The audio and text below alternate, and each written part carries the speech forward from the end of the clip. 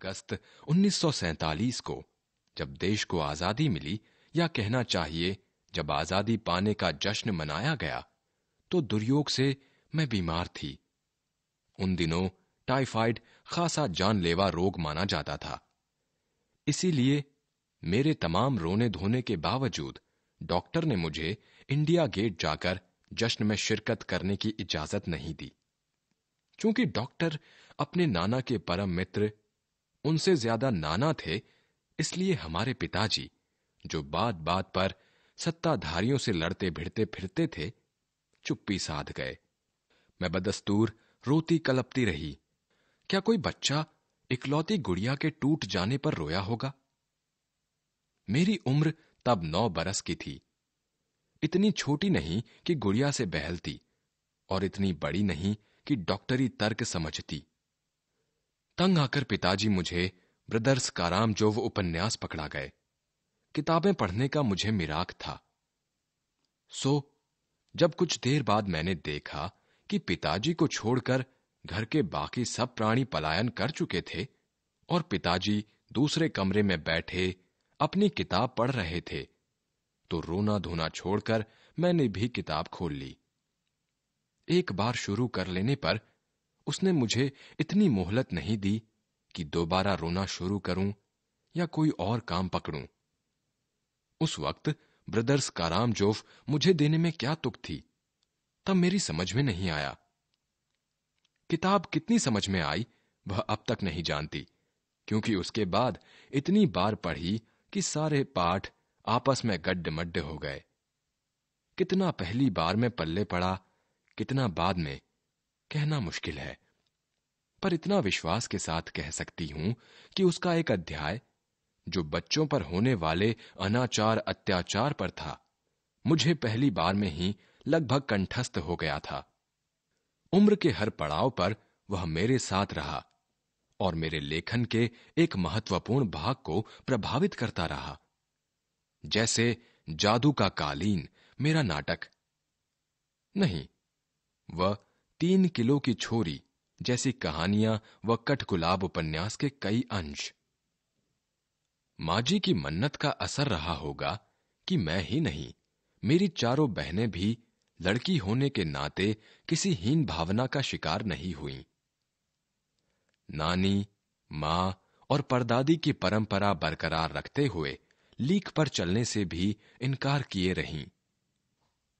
पहली लड़की जिसके लिए मन्नत मांगी गई थी, वह मैं नहीं, मेरी बड़ी बहन मंजुल भगत थी। घर का नाम था रानी, बाहर का मंजुल। लेखिका अवतार हुआ मंजुल भगत, क्योंकि लिखना शादी के बाद शुरू किया और अपना नाम बदलकर पति का ग्रहण करने में कोई हीन भावना आड़े नहीं आई। इसलिए पैदाइशी जैन नाम छोड़ भगत बनी। दूसरे नंबर पर मैं थी। घर का नाम उमा, बाहर का मृदुला। मैंने भी शादी के बाद लिखना शुरू किया, सो बतौर लेखिका नाम चला मृदुला गर्ग। मुझे याद है जब हमने लिखना शुरू किया, उससे कुछ पहले नारीवाद का चलन हुआ था। शादी के बाद नाम न बदलने का रिवाज उसी ने चलाया था। मन्नू भंडारी का हवाला देकर हमसे पूछा भी जाता था कि आप लोग इतनी पोंगापंथी, घर घुस्सू क्यों हो, नाम क्यों बदला? हमारे पास इसका कोई ढंग का जवाब नहीं होता था, अब भी नहीं है। पर नाम बदलने से अपने व्यक्तित्व का कोई नुकसान होते मैंने नहीं देखा।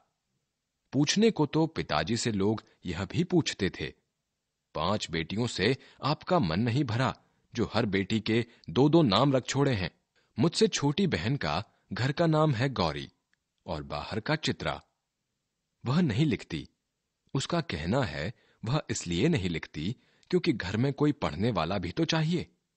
खैर, उसके बाद जब चौथी 5वीं बेटियां पैदा हुईं, तो पिताजी ने इतनी बात जमाने की सुनी कि उनका एक एक नाम ही रखा, रेणु और अचला। 5 बहनों के बाद एक भाई हुआ, राजीव। मजे की बात यह है कि बीच की 2 बहनें ही लेखन से बची रहीं। अचला और राजीव फिर उसमें जा फंसे। अचला मुझसे 8 साल छोटी है और वक्त के बदलाव की लाज रखते हुए अंग्रेजी में लिखती है, पर राजीव फिर हिंदी के हवाले। हम 4 लिखते हैं और तमाम खानदान हमें पढ़ता है। मेरी ससुराल में मुझे कोई नहीं पढ़ता। इस तथ्य को हजम करने में मुझे काफी वक्त लगा। फिर उसके फायदे भी नजर आने लगे। कम से कम घर के भीतर तो मुझे हिंदी आलोचना बुद्धि से 2-4 नहीं होना पड़ता। खैर, मैं अपनी नहीं, उन अदेवियों की बात कहना चाहती हूं जो परदादी की मन्नत के नतीजतन धरती पर आई और लेखक नहीं बनी। जो बनी, उन्हें सांस लेने की जरूरत कुछ ज्यादा हो, समझ में आता है। जैसा मेरे पिताजी ने एक बार मंजुल से कहा था, कोई दम नहीं घुटता, सांस लेने की जरूरत ही ज्यादा है। पर यहां तो हम शेर तो गैर लेखिका बहने सवा शेर।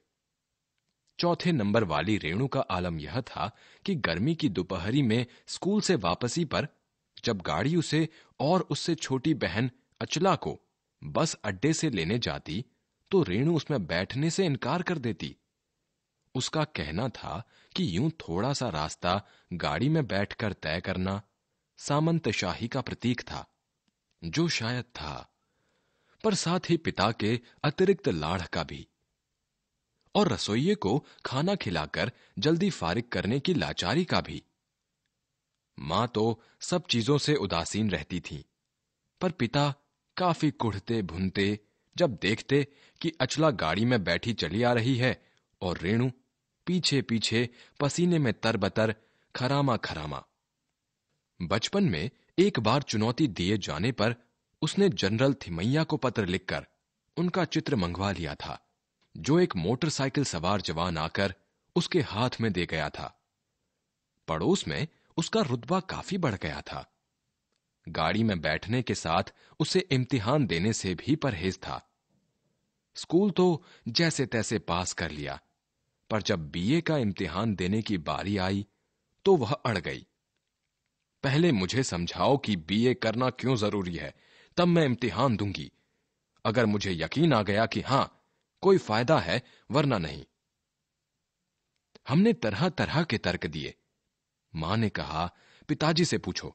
पिताजी ने कहा, नौकरी कर पाओगी, शादी कर पाओगी, लोग इज्जत से देखेंगे, वगैरह वगैरह। कोई तर्क विश्वसनीय नहीं लगा, न रेणु को न खुद उन्हें। आखिर उन्होंने उसी कुतर्क का सहारा लिया जो युगों से मां बाप के काम आता रहा है।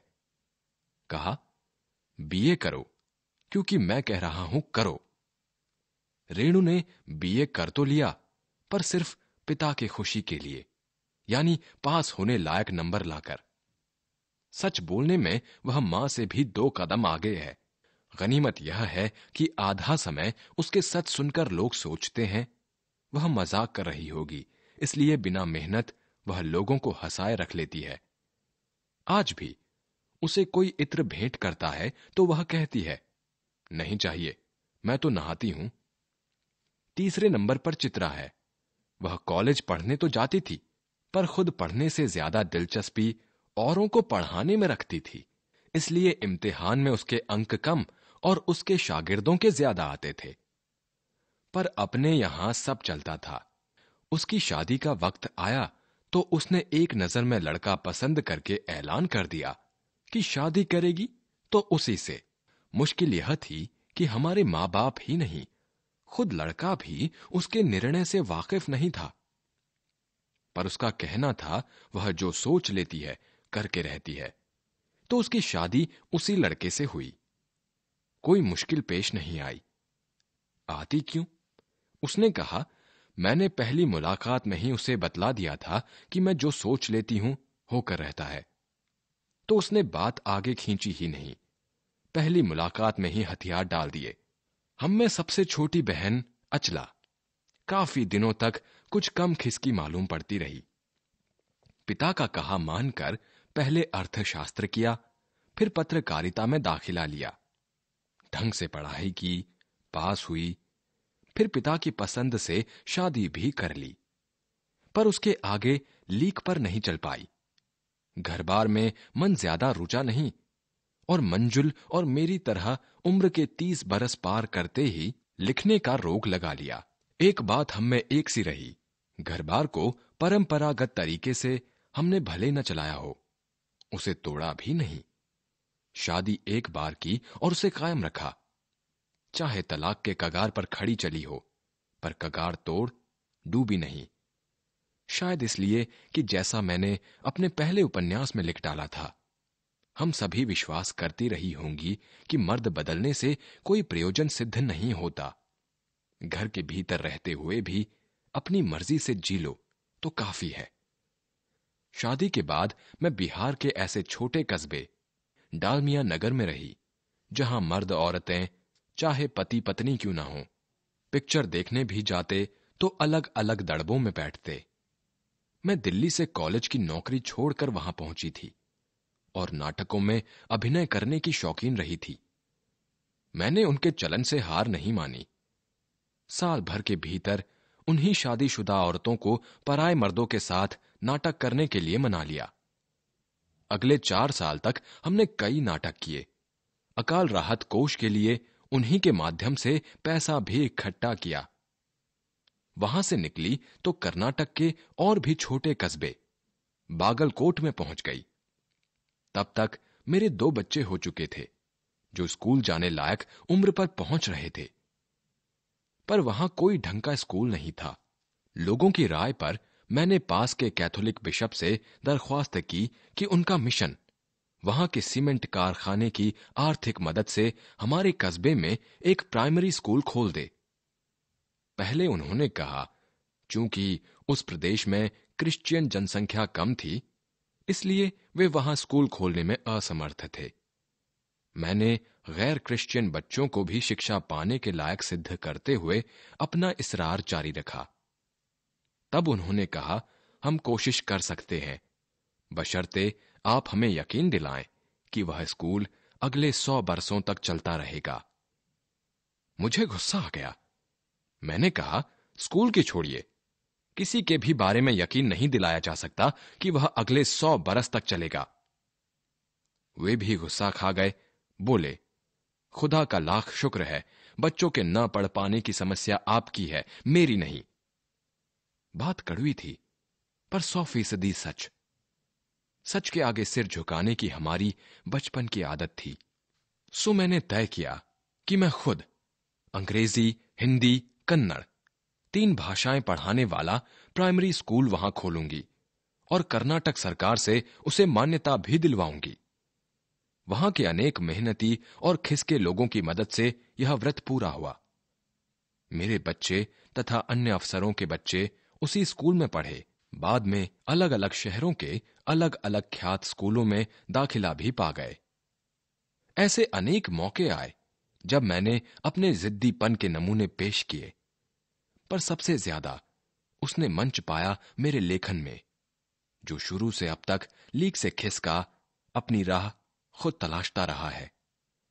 पर सब कुछ कर लेने पर भी मैं अपनी छोटी बहन रेणु के मुकाबिल नहीं पहुंच सकती।